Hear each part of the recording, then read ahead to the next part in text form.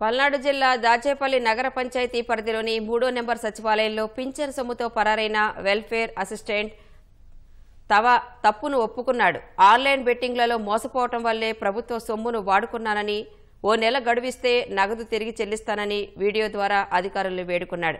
ఈ నెల 1వ తేదీన 11 లక్షలకు పైగా పింఛన్ సొమ్ముతో వెల్ఫేర్ అసిస్టెంట్ లక్ష్మీప్రసాద్ పరారయ్యాడు. అతడిపై పోలీసులు కేసు నమోదు చేశారు.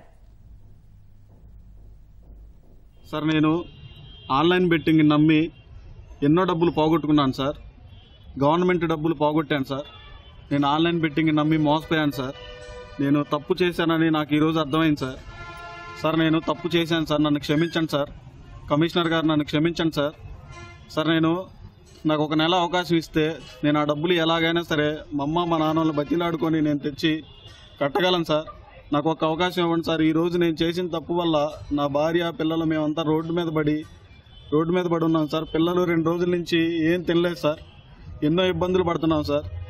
సార్, నాకు ఒక నెల అవకాశం ఇప్పించండి సార్. నేను తప్పు తెలుసుకున్నాను సార్. ఈసారి మళ్ళీ రిపీట్ చేయండి సార్. నాకు ఒక్క అవకాశం ఇవ్వండి సార్.